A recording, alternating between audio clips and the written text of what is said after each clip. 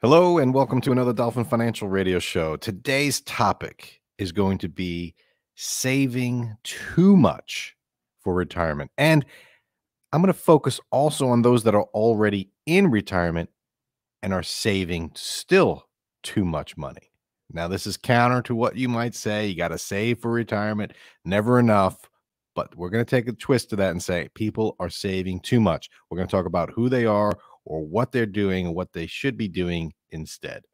Tony, let me tell you something. We're doing a podcast today, but we're also on video. You are about to listen to an episode of Dolphin Financial Radio. Each week, host Dan Wendell, a certified financial planner, is joined by his sidekick, Tony, to discuss financial issues, news, and tips. Dan keeps the focus on retirement planning, and Tony keeps the show fun and down to earth. Now, let's have some fun planning your retirement and begin the show. And here we are. I'm Dan, and next to me is Tony with too much savings surrounding him. Tony, we're going to talk about saving too much, and we're going to start by addressing the fact that you are saving too much music. That's true. Surrounding you. And I'm going to pick on you every week for the rest of your life about this LP collection you have around. Yeah, you. CDs and LPs. I've got a pretty big, my vinyl is growing. My CD is kind of leveled out in my CD collection, but the vinyl is just, it's out of control. And between you and my wife, I hear about that a lot. So thank you, Dan. Well, she is paying me every week to remind you. So I got to do my part. That I would believe. But I want to address something before we jump into our topic today, really quick. I don't mean to take over the show. It's your show, Dan. I appreciate you having me on. By the way, I've had a great week, and this is just the highlight. It's the capper. Although I want to know who wrote the copy for the intro that you play for our show. Because when it talks about me, I like the fact that it says I bring, fun or humor or whatever it is to the show, but then it uses the language, it keeps the show grounded. And I would assume it just by sheer physical weight. Are you talking about is that a dig on my size or? See, this is it. This kind of banter keeps the show grounded. No, what really happens is you're not actually adding fun and levity to the show, but your presence allows me to pick on you, which adds fun and levity to the show. So that's you've brought it back to yourself and really see, I'm pretty good at that. Way. Yeah, you are. Yeah, that's good. All right. Well, how are you doing, Dan? What's going on? I'm doing great. I'm doing great. And I was, and when I was thinking about today's show, I'm going to reflect on a couple of people I recently met that are in retirement. And this is a retirement focused show, and we're going to talk about saving for retirement. But I also want to bring in, like I said, the idea that people in retirement are also still saving too much. And we've done shows on this in the past. We've done shows on how much do you need to retire? Is $1 million or is it $2 million enough? And I've always said that's the wrong way of looking at it. Yeah, it's all about how much you spend and how much you need to spend. And then you can go and figure out, well, how much do I need to have saved? But for a lot of people, we can catch this early in their process of saving for retirement and, figuring out, well, maybe I'm saving a little too much. So I want to talk about that. I want to start with the people that are not yet retired. What are they doing? Maybe a little saving too much, which sounds crazy, by the way, right? Like for a financial advisor to tell you you're saving too much. That is that's wacky, really. Well, I'll tell you how that might work. And you might recall we talked about this on the show before. And I think we did a show specifically on should you borrow or remove money from your retirement accounts, your 401k, to pay off debt. And I've analyzed that process because I've talked about it in the past, how there are people that are saving and saving for retirement, yet they have credit card debt. And they're proud of the fact that they're contributing 15% of their paycheck to their 401k, yet they're not addressing the credit card that they have that's growing. And they're paying 22% interest. Right. Yeah. So simple math will say, okay, you're saving money and putting into a 401k. How much is the return there? What's the average return? And let's just say, for argument's sake, the average return is 8%.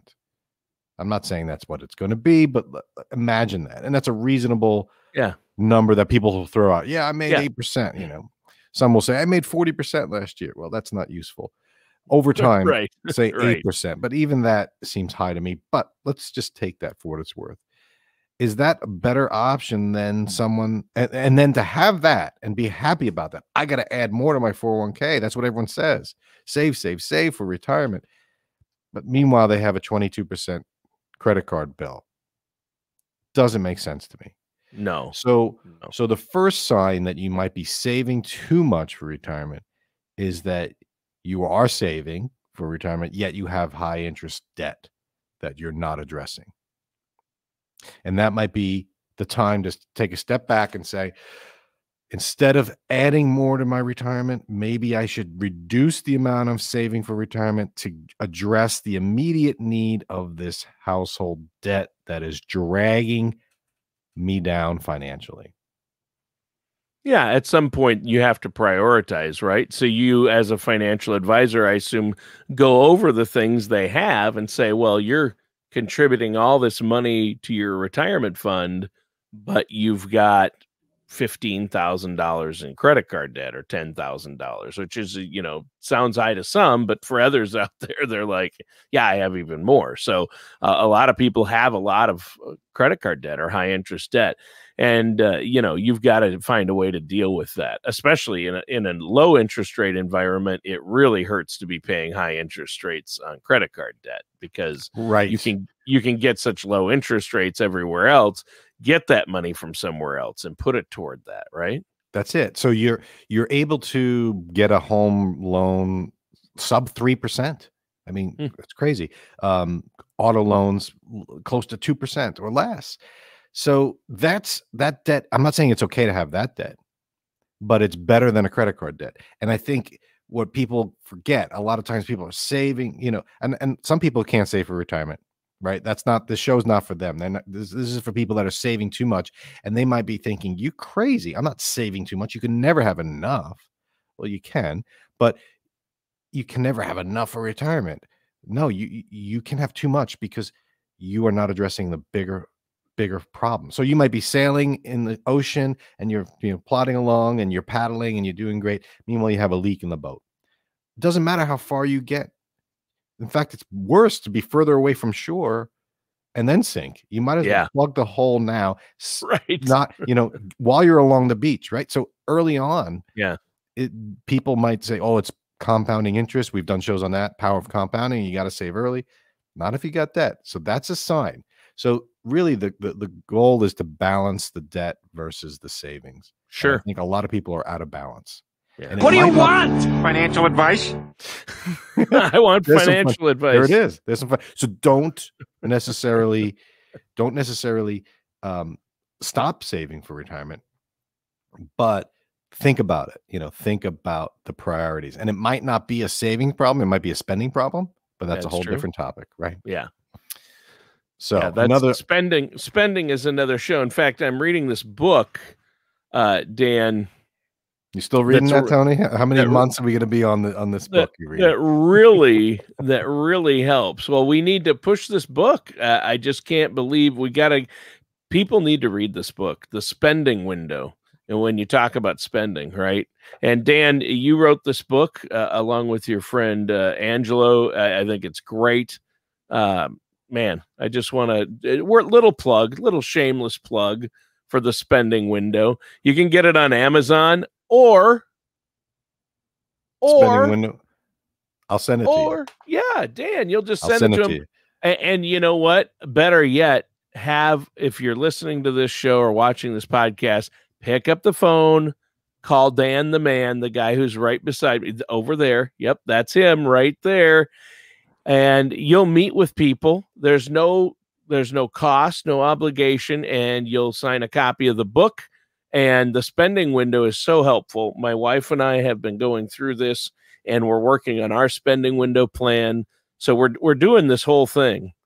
And, unfortunately, anytime she's reading through this and going, well, you can't buy records on this day or this day. And I would rather you didn't even buy them on the days we agree to spend money. But so anyway, we're working out all those little details, like how much I still get to spend on vinyl, but very, very good to have a spending plan, and just right here, that's all you need. Yeah, and the spending window is a good book on spending, and that could be the problem, and it may not be a problem. You might just realize, wait a sec, I didn't think about saving versus paying off the debt. I always thought saving was priority number one.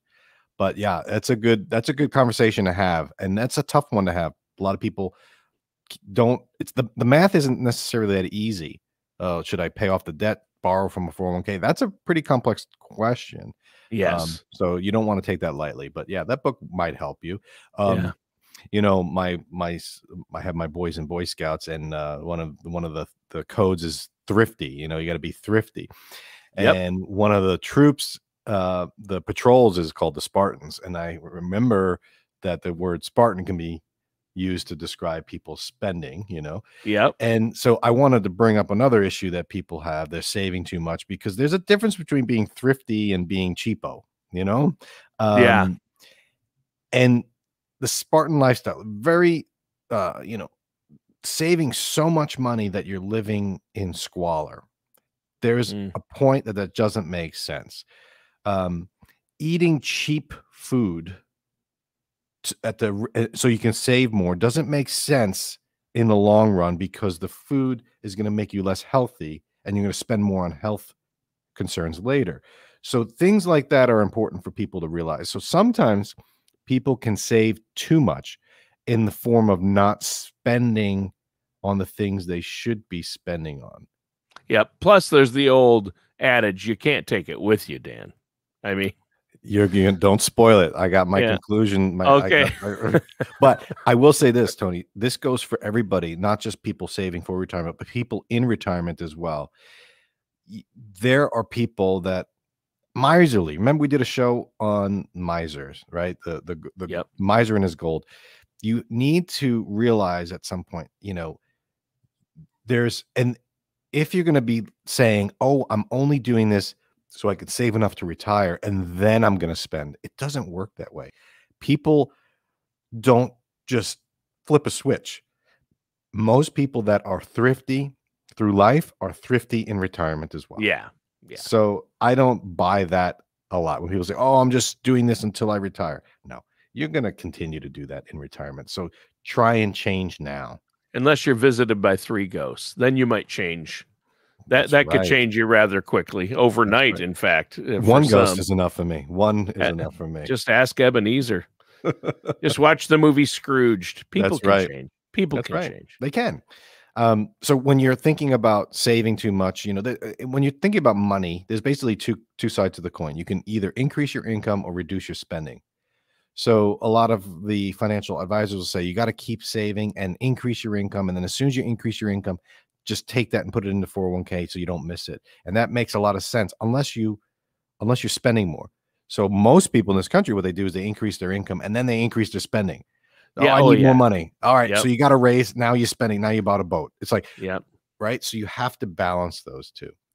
And one of the signs that I see, especially people that are close to retirement, we've done shows on this and I've ranted about this. People who are working longer just for the money that they don't need. Oh, I want to retire at 65, but I can't. I'm going to work until 70. Why? Because I need more to retire. How do you know? I need more. I just need, right? So they don't have an answer. So, or I'm working for health insurance. I'm working so I don't have to pay for health insurance. Well, if you do the math and you stop working and your income drops, do you know you qualify for a subsidy and you get free health insurance? Wait, what? So people don't have a plan. That's the problem. They're working to get more money for what? And I dislike greatly people that are working for health insurance or people that are miserable in their job but they're just working so that they can build that a little bit more so that they can then enjoy it when they retire. But meanwhile, they're I have a killing friend themselves. who's doing that in that exact, one of my neighbors is in that exact situation where his wife is much younger than he is. So he's working because of the benefits he gets. He's already 70 and his wife is nowhere near Medicare yet. So he's working to pay for her health care and, just get that. Well, maybe we should put in a pool before I retire. So I need to keep working. Does the math. I should probably work another year. Right. I It's should just wait. And another he's been saying this for the last 10 years to me. Right. And Just so another 2 years, just another year. just another season. So, Yeah. the problem is it may not be a problem for him. He may like his job.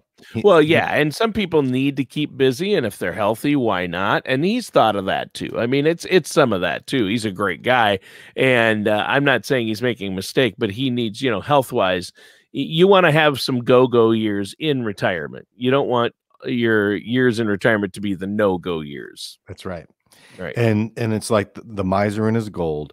If you're just grabbing the money to have it. Oh, if I work, and usually what happens is as you get close to retirement, you're at your peak earning years. You're making the most money. So it's like, wow, I have never made this much money. Why would I leave now? Because that's true. It's hard. What it do you gets need hard. the money for? What do you want the money for? Do you have a purpose for it? That was the spoiler alert on that miser in his gold. Money is useless if there's no purpose. If it's just there to bury in your backyard, then why have it? So if you have a purpose and a plan for your money, it makes life easier. So if you're working just because you're making more than anything and you're working, and if the purpose is, well, I don't have a purpose, then that's not good. Or if the purpose is I'm working so I can pay for health insurance, well, then you have your purpose, but you don't really have a plan because you're not thinking, well, what are my alternatives? Go through that and say, you know what? Actually, it's really only going to cost me $300 a month. Do I really need to work at a job that's paying me $5,000 a month so I could save $300 a month? Can I build that into my retirement income plan to pay for health insurance? There you go. It's go. only going to be a gap of 3 years before I'm on Medicare, and then the price goes down. Like that kind of planning is what people should be doing instead of just working because they're making a lot and think, why not? Well, and that kind of planning is exactly what you do for your clients. I mean, that's a part of it, and I think it's huge. And we don't have to figure all this out on our own. But you're right. I mean, you're making some great points, Dan. That you have to save, but at the same time, at some point, do you? And where's your money going? And again, it's that list of priorities. Is putting more money into my IRA and 401k important at this time? Or do I need to, or should I be putting that money elsewhere? Some people have no liquid cash or emergency fund, but they're putting 15% of their income into a 401k. Well, what happens when, then something big happens and they get a credit card and put it on the credit card? It's like, that is that's what I think what you're talking about is don't rack up that credit card high interest debt. And you shouldn't touch your 401k money or take out loans, but you should maybe divert if you can avoid it. We've discussed the pros and cons before, but you've told us about that. But I really think, Dan, it's important to really put everything out on the table and look at the big picture to see where it should be going and how it can work for you. And that's what you do. And some people have a hard time looking at the big picture. They just look over here and say, okay, this is 401k. And then they look over here and say, okay, I've got a car emergency. I'll use the credit card. And they're not thinking about the big picture with their money, are they? No, they're not. And so it's like Social Security planning too. Okay, if you delay Social Security, you'll be able to get 20,000 more over your lifetime. Yeah. But does that make sense? Because by delaying, you're going to be forced to do X, Y, and Z, and you have to balance it out. So the math might always say, yeah, save more, but there's never enough. What if we have a crash? And, but that math doesn't speak about life. And life is, you have to make life decisions, right? Yeah. So let's move on to retirees before we wrap up, because I run into this a lot. I get retirees. They're already retired. They have the income, and now they're sitting on cash. And they're sitting on cash in the bank. and they're saying, what do I do with it? How do I invest it? And you know what the first thing I say to them, Tony, most of the time? Actually, I usually default to saying, why don't you spend it? And they're like, wait, I brought you in here. I brought you in here to help me invest this extra cash I have, and you're telling me to spend it. And I say that tongue in cheek, but I also mean it. Like, what happens if you were to spend it all? What would happen if we took a lighter and burned it right now? All of it. It just burned up in front of us. And the idea is, I want people to see, what is the purpose of this money? Like, really, what are we doing? I'm trying to make an extra 2% interest. For what? Wouldn't you be better off spending it?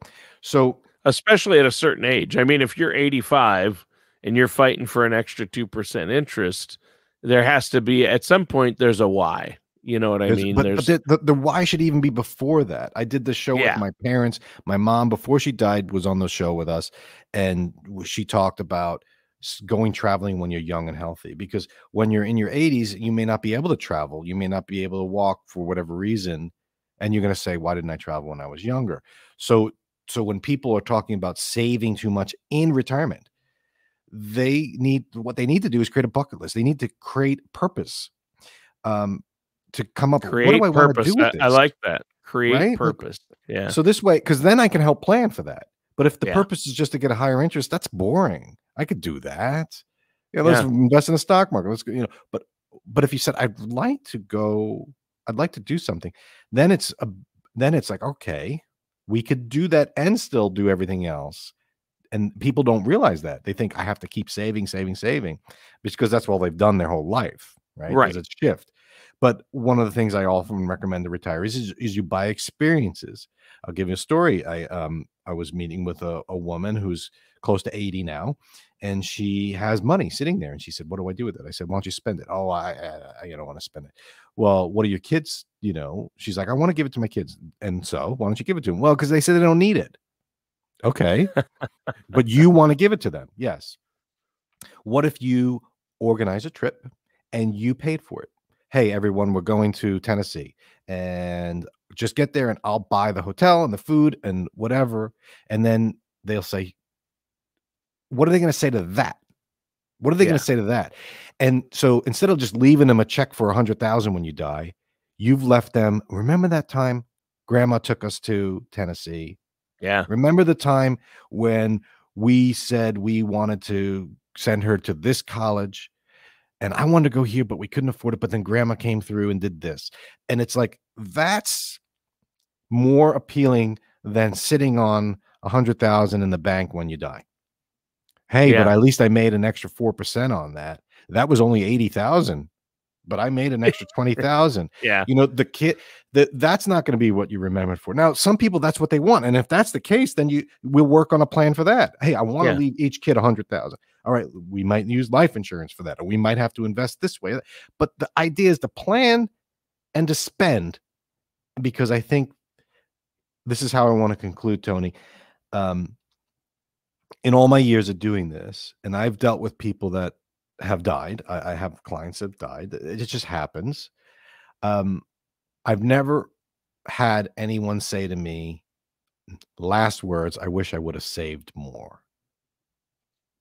Yeah. It's always, I wish I would have gone here. I wish I would have asked this person that. I wish I would have said this. It's more about the memories. Money. It's more about the memories and the life and the time than it is, how much am I leaving to, I wish I would have left more overall. I mean, you want to leave more memories, and sometimes money can do that by creating memories while you're alive. And I think that's your point. Right. And you might be able to leave money to have the future generations create memories. Oh, I did that with grandma's money, but no, I think it would be better. Grandma helped me do this while I was alive, and you could see it happen. And I think that's what I mean. What retirees are saving too much for retirement. Agreed. But now a lot of people right before they retire will say, I wish I would have saved more for retirement. I wish I would have saved when I was younger. I wish I would, but they usually follow that statement. I'm 64. I want to retire. I don't have enough money. I wish I would have saved more, but then I wouldn't have gone and I wouldn't have met my wife on that trip that I took. I wouldn't have seen my grandkid do this or that. They usually have a reason why they didn't save enough. Sure. And that memory or that reason defines them, and they don't have as much regret. You know what I mean? So yes, there's a lot of people that say, I wish I would have saved more, but those are the people that are trying to retire early, but they usually have a reason for that. Yeah. It's the people in retirement that say, rarely ever, I wish I would have saved more. I mean, I really haven't heard people say that. Yeah. I really haven't heard people say that. So that's why I'm trying to tell people you can save too much. You can. Yeah. And you don't have to. Spend it. Worst case scenario, you spend it all and then you're now destitute. But you'll find a way. Yeah. You'll find a way. Yeah. And so that really is the essence of retirement planning and income planning, because you want to make sure that you're able to do those things in your go-go years. You know, you have your 3 stages: go-go, slow-go, and no-go. And, you know, the regrets are always there. I wish I had traveled more, done more for my family. And so, yeah, you can save too much. Sometimes spend it is the answer for some people. Yeah. And so for a lot of people that don't want to spend it because they're just not used to that. Like most people are savers. Yeah. And they are the ones that struggle not saving. They don't want to spend. The way to get around that is to have a purpose and a plan and say, here's how you can do it and still have the cushion that you want. Yep. That's the way to do it. You can't just start doing it. You're not going to just start spending. You know, unless you get visited by 3 ghosts. You need to see the purpose. You need to see the plan. And that's what I do. So again, Tony, thanks for your time. I think the lesson here is, you know, don't hoard your money. Don't put too much into money. Start spending it if you can. And if you're struggling to do that, start thinking of a plan. Come up with a plan on how to do it. I help people with it all the time. And I don't want to see people regretting not spending, not doing what they want to do. Exactly. That's the worst case scenario. Yeah. All right. Well, great show today, Dan. Thanks, Tony. Enjoy the rest of the day, and we'll bring in the clowns. All matters discussed in today's show are for informational purposes only. This show is not investment advice. Dan Wendell nor Dolphin Financial Group are affiliated or endorsed by any government agency. Investment advisory services are offered through Dolphin Wealth Management, Inc., a registered investment advisor in the state of Florida. Insurance products and services are offered through Dolphin Insurance, Inc. Dolphin Wealth Management, Inc. and Dolphin Insurance, Inc. are affiliated companies doing businesses as Dolphin Financial Group. You should talk to someone at Dolphin Financial Group before implementing any of these strategies or ideas.